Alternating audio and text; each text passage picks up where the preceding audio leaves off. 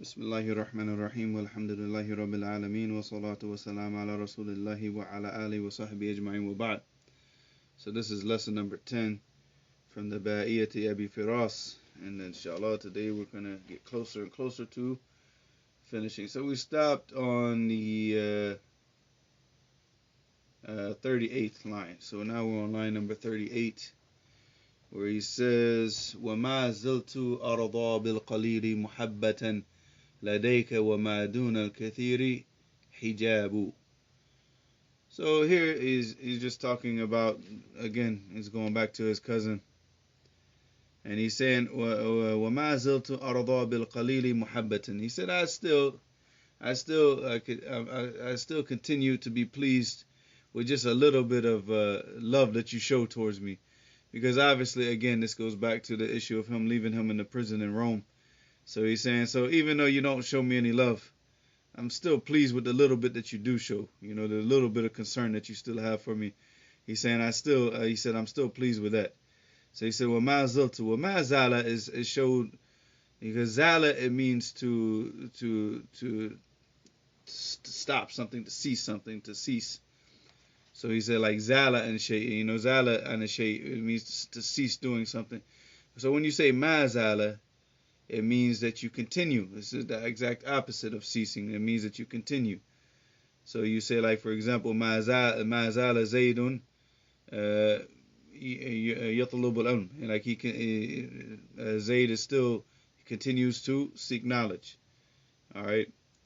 And this came in the hadith of Abi Hurairah that we mentioned. I constantly mention a lot of different talks and everything, and the different pieces of advice where the Prophet was narrating from the hadith al-Qudsi from Allah subhanahu wa ta'ala, where Allah subhanahu wa ta'ala said, وَلَا يَزَالُ عَبْدِي يَتَقَرَّبُ إِلَيَّ بِالنَّوَافِلِ. So my servant is still continues to come close to me, بِالنَّوَافِلِ, حَتَّى أَحِبَّهُ, with the extra acts of goodness until I love him. So this is مَا زَالَ وَمَا زِلْتُ أَرْضَى. So I continue to be pleased. أَرْضَى, because we spoke about that like in the last lesson, with the line وَلَكِنِّنِي رَاضٍ. رَاضٍ is the ism fa'il. أرضى here is the فعل مضارع. وما زلت أرضى بالقليل محبة. بالقليل محبة. So قليل من المحبة. All right. So like with the little bit of love that he shows me, I'm still pleased with it. لديه it means from him, on his part. All right. لديه. وما دون الكثير حجاب. But hijab is like a veil or a partition that separates two things from each other. So what he's saying here is that, as far as him showing a lot of love, there's still a hijab. There's still like this partition between him and between us, where I don't see that. I only see the little bit. I see a little bit, but I don't see a lot. And he said, but regardless of whether it being a little bit or a lot, because they have a history together. They're friends. They're not just cousins, but they grew up together. So there's this closeness between them. And that's what he's saying. So even though we have so in the previous lines he mentioned, the feelings that they have for each other, because they grew up together, so they have this love for one another. And then they're cousins. And then like he said in the line after that, about the Akhuwat al-Islamiyya. So he said, we got all these things between us, but, he still only shows me a little bit of love. But he said, I'm pleased with that. I'm pleased to see just a little bit, even though there's still, a huge partition between the love that I would like to see, from him. So Allah musta'an. All right, so then he said in the next line, he said, وَأَطْلُبُ إِبْقَاءً عَلَى الْوُدِّ أَرْضَهُ وَذِكْرِ مُنًا فِي غَيْرِهَا وَطِلَابُ. So وَأَطْلُبُ إِبْقَاءً عَلَى الْوُدِّ أَرْضَهُ وَذِكْرِ مُنًا فِي غَيْرِهَا وَطِلَابُ. So he said, وَأَطْلُبُ إِبْقَاءً. إِبْقَاءً, it means stay, to remain. All right, so if you have like baqiya, it means to stay. يَبْقَى, it means to stay. So إِبْقَاءً, it means to make something stay, like أبقى. All right, so he said, وَأَطْلُبُ إِبْقَاءً عَلَى الْوُدِّ. All right, عَلَى الْوُدِّ. All right, so he wants to stay with the love that they have between each other based on the three things. They grew up together, their cousins, their lineage, and of course Islam, the Ukhuwat al-Islamiyya. So he said, I want to stay and remain on that state that we had before. So I don't, basically saying I don't wish to change, to stay on that type of state. And of course, he's talking about as Aradahu. Aradahu is going back to the land that Saif ad-Dawla, which is it goes back to Hems. All right, I mean Halab, not Hems. Almost. You guys gotta forgive me. I'm still very sick these days, so almost time. But yeah, because the land that he controlled was Halab. Now it said that Abu Firaas, he had uncles that were from the Romans, so in the land of Rome. So this is what he's saying. وَأَطْلَبُ إِبْقَاءً عَلَى الْوُدِّ أَرْضَهُ. So he's basically saying, I want, it's like I want I want to stay with the feelings that we had, and also in the land that we had. وَذِكْرِ مُنًا فِي غَيْرِهَا وَطِلَابُ. And he's saying that that you have other people in other lands, which he's referring to Rome, that they would love to have me there also. They would love me to support them and fight for them and everything. But and he's referring to his uncles, his other uncles, his akhwal, which is from his mother's side. So this is the Saif ad-Dawla is from his father's side. So he's saying that there's a lot of people there that would love they were وذكر منن في غيرها من غيرها من الأراضي, from the lands. All right, وذكري, my mentioning and my being there, munan fi غيرها. And of course the word muna, it means is a desire, because they desire to have him there in those other lands. And the word tilabu is the masdar of the word talaba, yutalibu mutalabatan. It's another masdar for the word talaba. And anything that is like mutalib, it means that it's sought after. Alright, it's sought after. Alright, so he's saying وَأَطْلُبُ إِبْقَاءً عَلَى الْوُدِّ أَرْضَهُ وَذِكْرِ مُنًا فِي غَيْرِهَا وَطِلَابُ.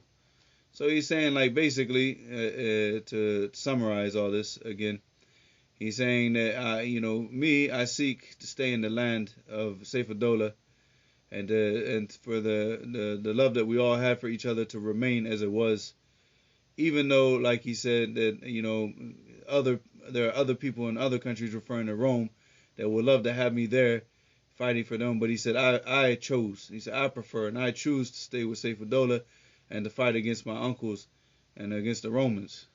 So this is something that he chose. And of course we're talking about the maternal uncles and not the paternal, because obviously Saif ad-Dawla is the son of his paternal uncle, not his maternal uncle. And then he went on to say, كذاك الوداد المحض لا يرتجى له ثواب ولا يخشى عليه عقاب. So he said كذاك, it means and similar to that and like that. الوداد goes back to الود, هو الود والمحبة.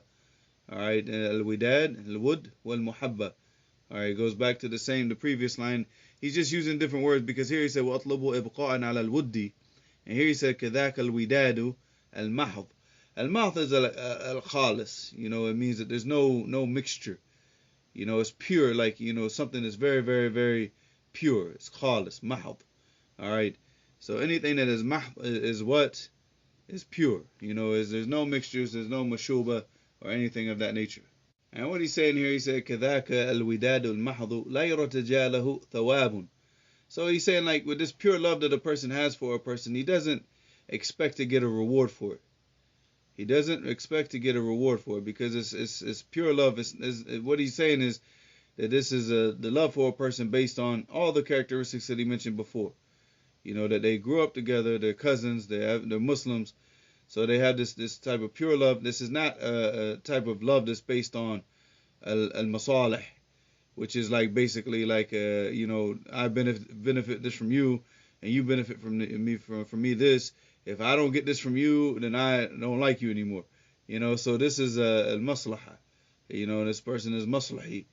So he's saying that the pure love, the real proper love that you have for a person, You don't expect a reward for it. وَلَا يُخْشَى عَلَيْهِ إِقَابُ. And you don't fear a punishment for it. You don't fear it. It might happen. Maybe you have love for a person. You have love for the sunnah. You might be punished for that, but you don't fear it. You don't fear it. In fact, because you have that pure love for something, you're ready to undergo any type of punishment and pain and suffering for that thing that you love the most. Just like when you love Allah subhanahu wa ta'ala, you love His messenger, and your love is pure. Is with ikhlas, with muhabba, pure ikhlas, that you're doing everything for the pleasure of Allah subhanahu wa ta'ala. You don't fear any type of punishment. You don't fear anything that might happen to you because of that love, because you're so concentrated on pleasing the one that you love that you don't care about what the other people think. You don't care about what they do, what the enemies of Allah subhanahu wa ta'ala, what they try to, bring against you or try to do to you. You don't fear it. It might happen, and it's happened before. You see what Imam Ahmed went through. You saw what the Prophet sallallahu alaihi wasallam went through and the Sahaba went through. And, even up until our recent times, you've seen all the, different, what the students of the Maj had to go through. So these types of things, you don't fear it. You don't fear it like, any type of punishment that will come about. And that's what he means. كذاك الوداد المحض لا يرتجى له ثواب ولا يخشى عليه إقاب. So, with that type of pure love, you don't ever hope. You're not just doing it just for a reward, because you're not maslahi. You're not doing this for masalih, linafsik. And you're not, ولا يخشى عليه إقاب, and you don't fear any punishment for this love. In fact, you almost accept it. You almost accept anything that might happen because of that. So Allah musta'an. Alright, and the next and final line that we'll do today, inshallah. وَقَدْ كُنْتُ أَخْشَى الْحَجَرَ وَالشَّمَلُ جَامِعٌ وَفِي كُلِّ يَوْمٍ لَفْتَةٌ وَخِطَابٌ. So he's saying here, وَقَدْ كُنْتُ أَخْشَى الْحَجَرَ, which means that, al-hajr here is, and يكون محجورا, that he's abandoned. And he's saying that this is something that he used to fear when he lived amongst Saif ad-Dawla, that one day he become so busy and that he would just basically abandon him and leave him. This is something that he feared. And of course, this is something that he's saying like now, like my fears have come to pass, basically. He said, وَقَدْ كُنْتُ أَخْشَى الْحَجْرِ. Akhsha, of course, al-khashya is a different type of khawf. And according to Ibn al-Qayyim, rahimahullah, he mentioned that the difference between al-khashya wal-khawf is that al-khashya is bil-ma'rifah. So when Allah subhanahu wa ta'ala said, إِنَّمَا يَخْشَى اللَّهَ مِنْ عِبَادِهِ الْعُلَمَاءِ, it's al-khawf مقرون بالمعرفة. According to Ibn Qayyim in Madarij al-Salikin, al-khawf مقرون بالمعرفة. So you have to have knowledge to have khashya. Whereas khawf is something that's more natural. Like a lion, you might not have knowledge of what a lion could do, but you know that it can cause you some damage. But when you have khashya, that means that you have knowledge and ma'rifah. That so when you have khashya with Allah subhanahu wa ta'ala, that means that you have knowledge of Allah subhanahu wa ta'ala. Knowledge of his from his rububiyyah, from his uluhiyyah, his asma wa sifat. So this knowledge of his religion, knowledge of his asma wa sifat, and knowledge, that knowledge of Allah subhanahu wa ta'ala causes you to fear him. So that's khashya. But al-khawf is more natural. So وَقَدْ كُنْتُ أَخْشَى الْحَجْرَ وَالشَّمَلُ جَامِعٌ. Well, al-shamal is like al-kamal, and the jami' is united, like together. So when they were united together, completely together, when they were at like basically the height or the peak of their closeness together, he still had this fear of being abandoned and left and becoming mahjur, where like he just abandoned him and left him and had no concern for him. And and he's talking about in these days, وَفِي كُلِّ يَوْمٍ, and every single day, لَفْتَةٌ وَخِطَابٌ. Alright, laftatun is like a iltiqa, like a where they meet together. And khitab is a mukhataba, is to talk. So he said this is in a time when they were united completely together, at the peak of their their closeness with each other. And every day that they met each other and they talked to each other, and even at this time that he feared this hajr, he feared this. Being left and abandoned. And then of course this is now what he's living in this time of writing this poem when he's in the prison in Rome. So he's saying like, my fears now have come to pass. Even back in those days when we were closest together and every day we were together, every day we talked and we met and we sat together, I still feared this, like a day like this would come. And now here it is. And this is what he's saying. So inshallah, we're going to stop with this line, and hopefully, bi'ithnillahi ta'ala, in the next lesson, it will be the final lesson. So this way we can go ahead and wrap up the last lines of the poem, inshallah. I'll try, but I'm not promising it, but we'll try, because we got 4 more lines left, inshallah. Just these 4, and then it's finished. So inshallah, I'll try to wrap up the poem, inshallah, in the next lesson. وإلى هنا سبحانك اللهم وبحمدك أشهد أن لا إله إلا أنت أستغفرك